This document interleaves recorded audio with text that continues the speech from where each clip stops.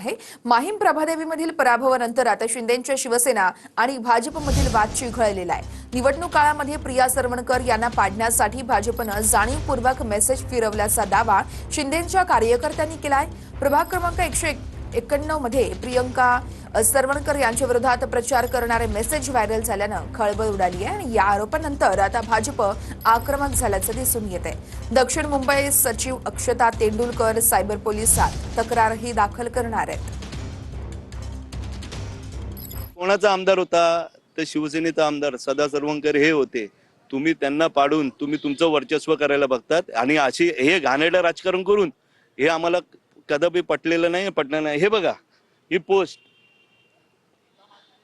Post बघा, ही कोणी केलेली आहे, ही कोणी केलेली ही बघा ना। हे आम्ही काय समजायचं, युती धर्म आम्ही पाळायचा आहे आणि ह्यांनी काय करायचं हे पटलेलं नाहीये।